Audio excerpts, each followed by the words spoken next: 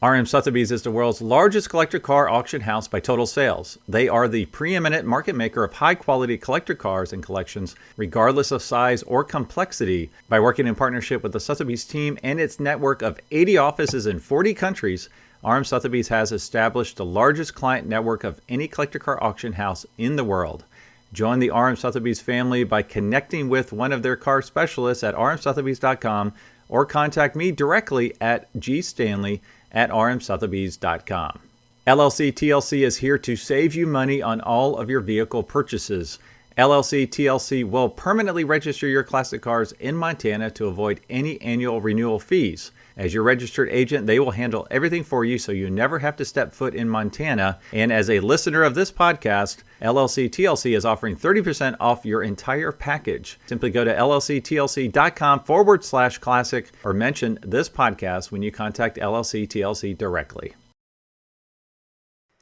Hey, it's Greg Stanley, and welcome to another episode of the Collector Car Podcast. Thanks for joining me as always. Now, before I get to the A to Z collector car values, I do want to cover a few things.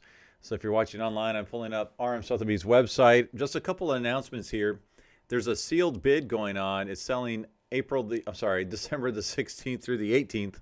And it's apparently the most perfect 1971 Mercedes-Benz 280 SE 3.5 Cabriolet. I can't remember the specs, but it's like super low mileage, unrestored, probably the most perfect one out there. And we believe it's going to bring a pretty big number. And then after that, we have Arizona on January the 24th, 2025, the Scottsdale sale. And then some big stuff is coming up here. We have the W196R, the Mercedes Monza Streamliner. Now that is being sold February the 1st, 2025. That will be a world record, I'm sure. The estimate is north of, I know it's 50 million euros. I believe that equates to $58 million. Now, that's an interesting one because it's actually rarer and has race history when compared to the Uhlenhaut Coupe that sold for $142 million.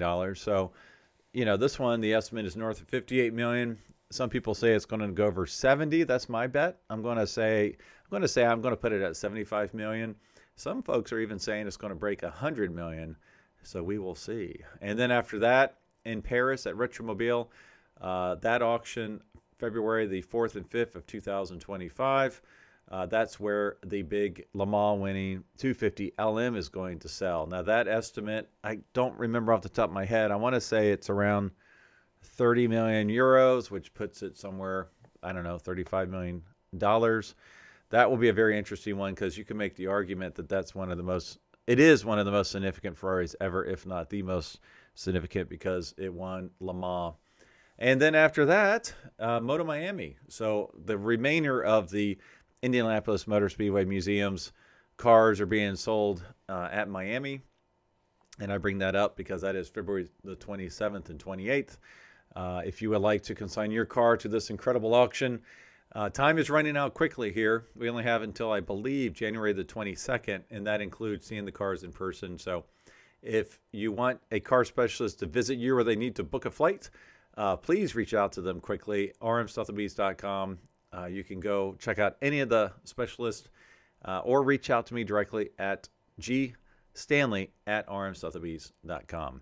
All right, now for this particular episode, we're going to talk about interesting, cool cars, and I decided to make it kind of fun, just A through Z.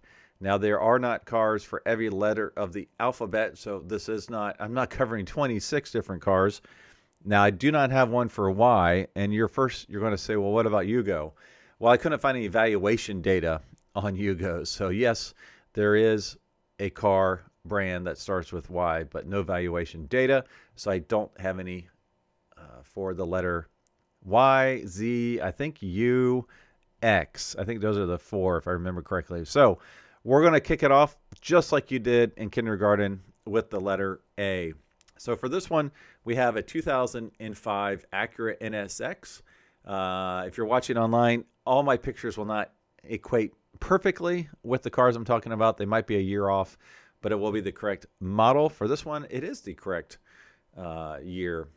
So the one I'm showing online is pretty cool because it's serial number 1 for 2005, and it had extremely low mileage. So from a valuation perspective, latest 1 year, This surprised me. These are up 25%. Number one, Concord condition, $295,000, up 25%. It only surprised me because these went on such a tear for such a long time. They had kind of flattened out for a little while, but now they seem to be going back up again. And 2005 is the last year. It's where you no longer have the pop-up headlights. It's the exposed headlights, which is a beautiful look to it. I think it's a really stunning car. What's interesting is, pop-up headlights are very hot right now. So any of those pop-up headlight cars, I know there's a dedicated following for those.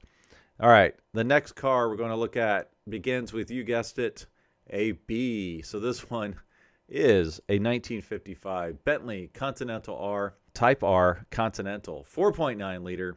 The one I'm showing online is absolutely stunning, from a sale earlier this year.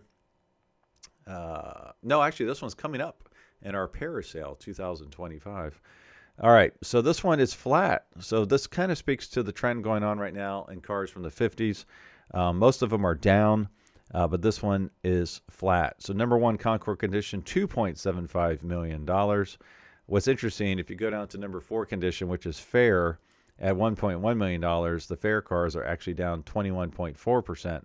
So that speaks a little bit to the best continue to sell, the best continue to bring the best money, the most money, whereas the ones that might be a great model, make, mark, if it's not in great condition, it does not sell as well. People are really seeking out the best of the best out there, and that is reflected in this Bentley.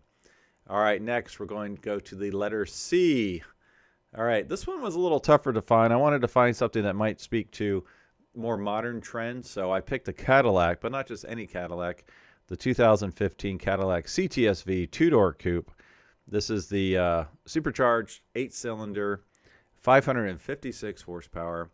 Now the picture online I'm showing is from 2019, our Fort Lauderdale sale. But what struck me as interesting on this particular car is it's flat. Number one, Concord condition, $61.1 thousand. It's actually flat for all conditions.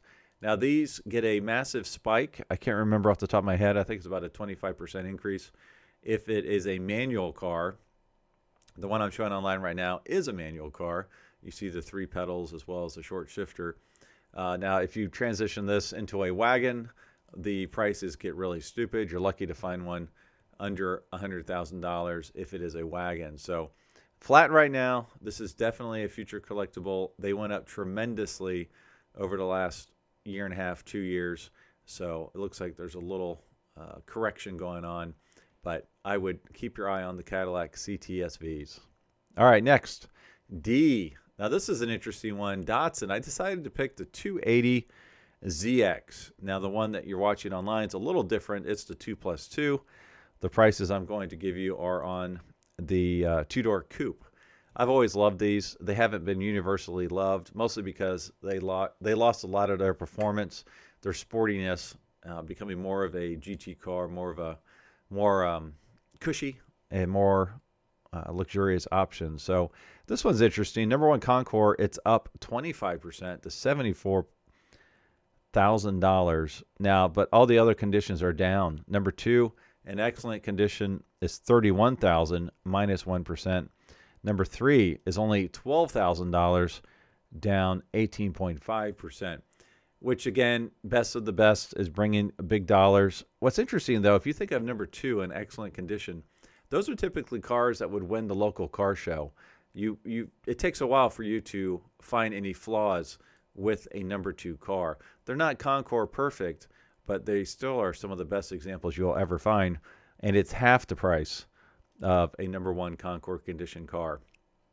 I just find that pretty interesting that going from a number one to number two actually cuts the price in half. All right, next. Let's see. What do we have next? Oh, yes, we do have an E. E is for Edsel. So for this example, I picked a 1958 Edsel Citation, two-door convertible. Now, let's see. This has the V8, 410 cubic inch, 345 horsepower engine. And these are very, very cool. The pictures I'm showing are from Hershey Fall of this year, 2024. This one surprised me quite a bit. If you think of Edsels in 50s, I think aging demographic who are selling these cars. So I would expect a depressed price. But for this particular example, number one Concours condition, $67,000, up 20% the latest 12 months. Number two condition, 55,000, up 20%. Basically, all of them are up 20%. For fair conditions, only up 15.3. So this one's really bucking the trend when I think about next generation transition, what people like. I often said if you desired a 1957 T-Bird, you're probably selling that 1957 T-Bird at this point because you're liquidating your collection. So it's just interesting that we have a 58 Edsel citation here that's up double digits no matter the condition. All right, next, let's go to F. Now we're going to go to Ferrari. And again, another example that surprised me. So I am showing a 1966 Ferrari 330 GTC. Overall, V12 Ferraris from the 50s and the 60s have been soft, slightly declining over the last year or so. So I picked this one because as I judge at car shows, I'm hearing more and more about how these are just such great drivers. They're underappreciated. And then I looked at the valuation. I just actually appraised one for our Miami sale, and it was most of the recent sales have been in the $500,000 range. But this one, according to Haggerty's valuation tools, number one Concours condition is $860,000, up 21.1%. Excellent condition is $715,000, up 20.2%. Good is up 28% at $640,000. So that really surprised me for numerous reasons. Some of the recent comps, as I mentioned, are in the 450 to the 550 range. And then also just overall, the V12 Ferraris have been a little soft from the 60s. But according to Haggerty Valuation Tools, this one's doing just fine. All right, let's see what's next.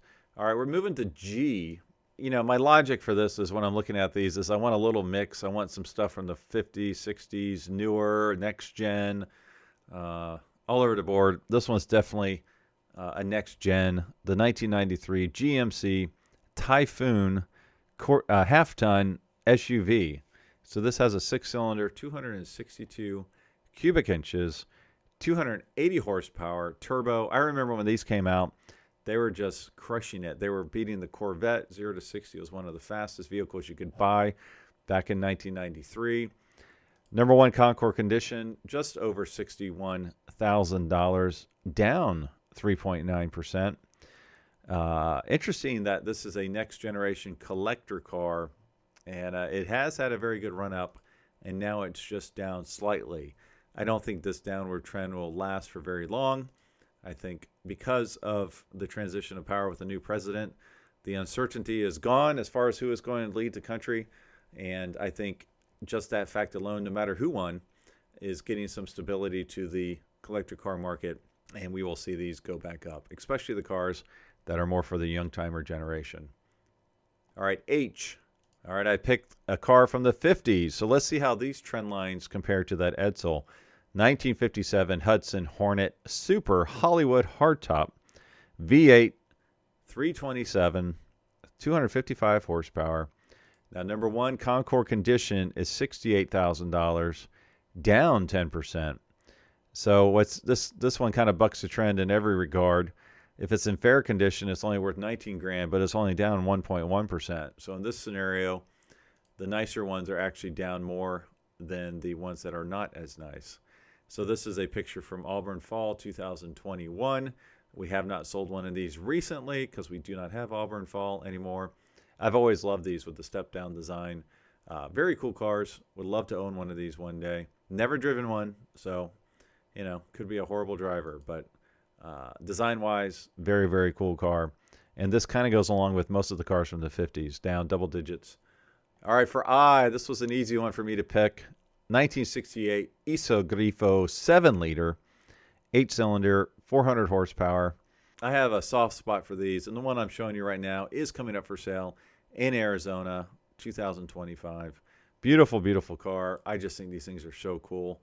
They're designed really well, athletic.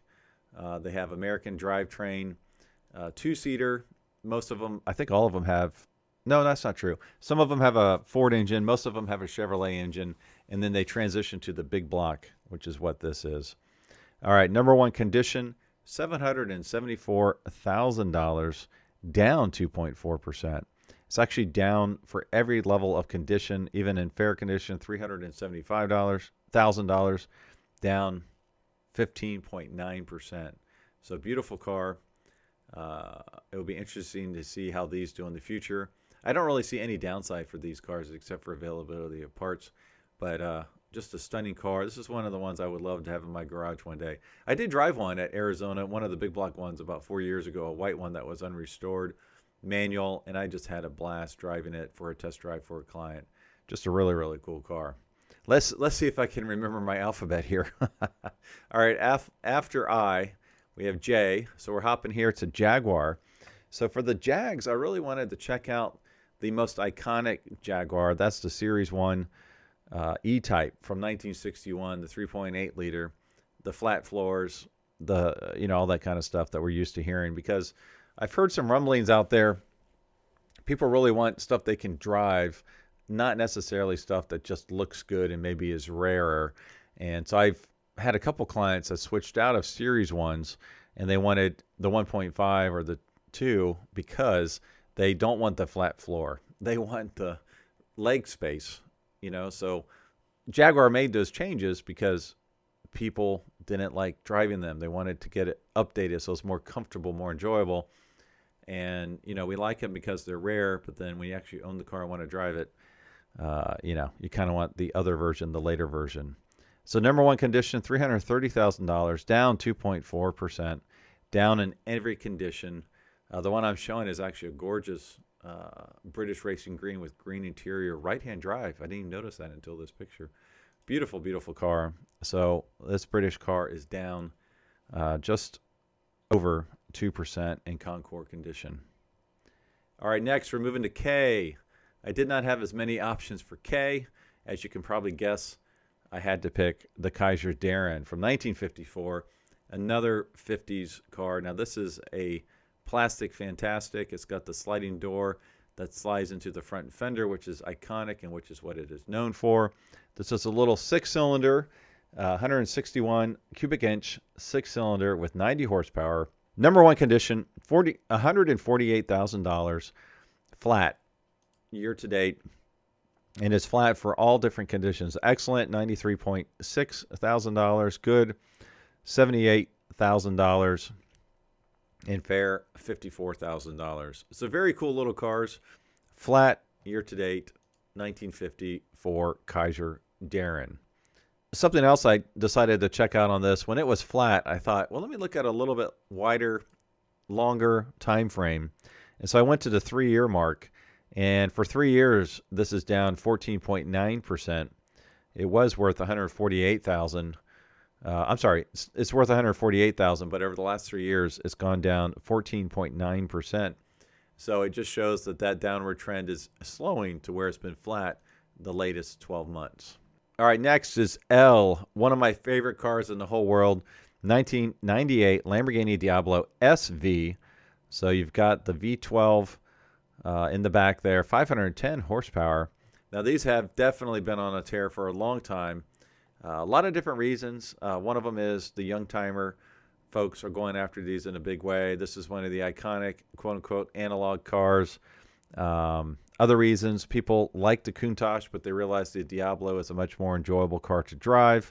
So latest 12 months, get this, the Diablo is up 60.2% in number one condition, just under $600,000. In number two condition, up 64%, just under $500,000. Number three condition, $318,000 and up 55.9%. So these have just been on a tear for such a long time. Such an iconic car. It is a much better car than the Countach, but it's still made in Italy in a time frame when quality control wasn't the best. So even when new, they were questionable. But man, they are gorgeous. All right, next, moving to M, the 1969 Mercedes-Benz 280 SL. Two-door convertible. It's got a six-cylinder in it, 180 horsepower. These are just such beautiful and iconic cars. The one I'm showing is red with black interior. This one is coming up at our Arizona sale. It must be a perfect car because the estimate was really high up there. I don't remember off the top of my head, but it was well over $150,000. But this reflects it in the valuations here. Number one condition, $244,000, up 24% latest 12 months. This one honestly surprised me. Number two condition, up 28.9%. And the only negative as far as condition goes, number four, fair condition, is actually down 6.9% at $48,000. So that's a huge swing from fair condition to Concord condition. You're talking almost a $200,000 swing based on condition. But that's what it would cost you to get it restored into Concord condition. So this is a stunning example we have coming into Arizona. If you're interested in one of these, check this one out, rmsotheby's.com. All right, next I have a Nissan GTR 4N. Now, the one I'm showing pictures of online is the Nismo version, but the one I'm talking about from a valuation standpoint is the 45th Anniversary Gold Edition, 2016. So this has the six-cylinder, 565 horsepower. Now, these are quite iconic, and some people see these as used cars, 2016, which I can see that, but they're holding their value very, very strongly. So number one condition, $112,000, but it's down 5.9%. Number two condition, $94,000, down 6%. So yes, a fairly new car, but the depreciation has slowed, and I think these will appreciate in the coming years. So get one of these while you can. They're beautiful cars. I know that they're not to everybody's taste. I absolutely love them. I think they're gorgeous. I would love to put one of these in my garage. All right, we go from N to O, 1972 Opel GT. This one I find pretty funny. They're cute little cars. They kind of look like a miniature C3 Corvette. I have a friend of mine that has one, and he did some work on it, and he sold it for like 20 grand. I'm like, seriously? You can get 20 grand for an Opel GT nowadays? For the longest time, really nice ones for 10 or 11 grand. But the valuation tools show that these are worth more than I thought. Number one condition, $36.1 thousand. I guess you should say $36,100, up 9.7%. Fair condition, they're still down at just under $7,000, but still up 6.2%. So it's interesting. I think this might reflect in the fact that so many cars have gotten so expensive. Folks are taking the cheaper cars that are still kind of cool and working on them and enjoying them, which is driving the price up. So this one has to be a really slow one that I'm showing an example of. It's an automatic, one of these little cars. The one I'm showing was sold in 2019 at our Elkhart Lake sale, I believe. So anyways, yeah, if you see an Opel GT out there, they're probably worth more than you realize. All right, next is P for Porsche. Now, the one I'm showing online is from the white collection that sold a couple months ago. 1998 Porsche 911 Turbo is the one that I'm talking about. The one I have online is not. It's a cabriolet, just for visual purposes only. So now, two-door coupe, number one condition, $405,000, up 8%. So Porsches are still doing really well. Number two condition, $315,000, up 10.5%. Good condition, up 25.7%, which is interesting. And then fair condition, even fair cars are up 8%, $135,000. Yeah, so the turbos are awesome. Again, the one I'm showing online is a cabriolet. Beautiful cars. Either way, whichever flavor you want. All right, next we go from P to Q. And yes, there is a car with a Q, and I will not pronounce this correctly. 2000 Qualve, I don't know. The Mangusta. It's Qvale. I don't know. I'm not even going to try again. But anyways, the 2000 Mangusta. They brought the nameplate back. It's a little two-seat convertible, little spider. Pretty cool looking little car. A V8, 320 horsepower. Number one Concord condition, $44,000, up 10%. That's interesting that it's up 10%. So it's up double digits for all conditions except for fair, where it is flat. So interesting little car. I'm not sure of the engine. Might be a little Rover V8. Pretty cool little thing. Now this is, again, one that would be considered a young timers or Radwood kind of car. Extremely rare. You don't see these very often at all. So if you would like a sporty little convertible, just try to find one of these, and you'll really enjoy it. And it will probably hold its value up again, 10%, latest 12 months, $44,000 in Concours condition. All right, from Q we go to R, and I picked a Rolls Royce, 1995 Rolls Royce Corniche 4 drop head coupe. Now this is an interesting car because it's a next gen collector that wants these, but it's also folks that just want a nice car, maybe can never afford them in the past. Maybe they have some cool cars in their garage, maybe not high dollar cars, but they just want a cool Rolls Royce or Bentley convertible in which to enjoy. Now, number one Concours condition, $129,000, flat previous 12 months, and it's actually flat for all conditions. So it goes from $129,000 in Concours condition to $60,000 in fair condition.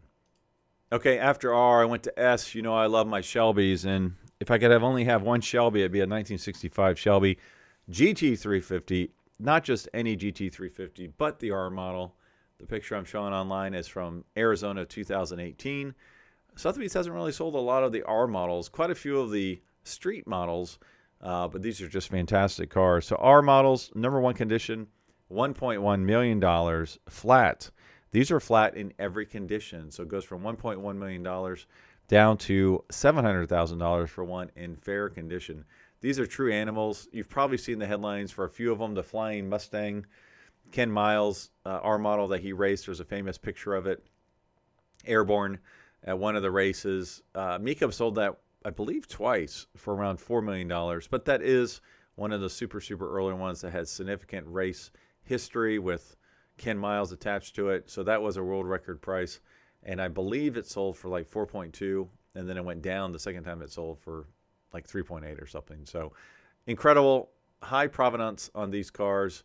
Definitely blue chip collectibles. They've been flat for a number of years now.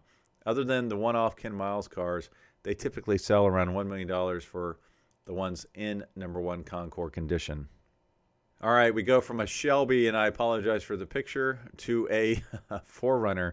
So the picture I'm showing online is from Auburn Fall 2015, and it's a ratty-looking 4Runner. We just don't sell a lot of these at RM Sotheby's, so I use their database because usually the pictures are just unbelievable. So this one's just representative of the one I pulled the data on. 1989 Toyota 4Runner SR5. Great, incredible, awesome sport utes. I actually have a 2014 FJ as my daily driver, which I absolutely love. Those will show up in the database at some point. I hope to have another 4Runner as my next car to replace the FJ one day. I just think they're fantastic. So 1989 4Runner, number one Concours condition, $42,000, up 5%. Good luck trying to find one in Concours condition. If you do see one, grab it, because I don't think any of these Toyotas from the 80s and 90s, whether it's a pickup truck, a car, whatever it is, anything you can find that's in mint shape with low mileage, grab it, because I don't think it will ever go down. Excellent condition, up 5.1% at $35,300. Fair condition, $5,600, still up 5.7%. All right, let me get you a better picture here. So we're going from T, I don't have anything under U, so we're going to V for Volkswagen. I picked a 1979 Volkswagen Super Beetle. Last year of the cabriolets, I believe, in the U.S. Now, number one Concours condition, just over $71,000, down 15.5%. And actually, they're down 15 point something percent for every condition. Number two condition, $51,100, down 15.7. Fair condition, you can get one for just over $10,000 and down 15.4%. I would love to have a Beetle one day. I don't know that I'd love a cabriolet. Sure, why not? But I would rather have a hardtop, honestly, just to have that classic Beetle air-cooled rear engine car buzzing around. I would absolutely love to have one of those. All right, we're going to keep it with top-down options here for our last car. I'm sorry, not really a car. The Jeep Willys Jeepster. Let's see, 1951 Willys Jeepster. And the Hagerty database is called a two-door Phaeton convertible. I guess technically it is. I always think of Phaetons at 4-door, not 2 doors. I've never been a big fan of these. I just know they're super slow. Build quality is questionable. I guess they're kind of cool. I don't know. It feels like it should have a top on it. So number one condition, $47,000, and it is flat. Remaining conditions are all down anywhere from 3.5% down to 22.9% if it's in good shape. Fair condition is $11,100. So big swing there from $11,000 to $47,000 in number one condition, but you can never restore one for that kind of money. So yeah, they're interesting. They're cool. I think this kind of goes with the whole 50s. Cars are a little soft right now. Not sure if they'll come back. I guess next time I should have some brass air cars and some older stuff. There's just not a lot of valuation database on those types of cars. But I have talked to some specialists who are seeing increases in interest for the early stuff because you can work on it. It's gas and oil. You can fix it with a hammer basically, and it's really, really cool, and nobody sees them. So they like to get their hands dirty, and the more that we go the electrified future of cars, I think the more people want to go back and experience something they can actually work on themselves. So as always, thanks for listening, thanks for watching, and I'll talk to all of you next week.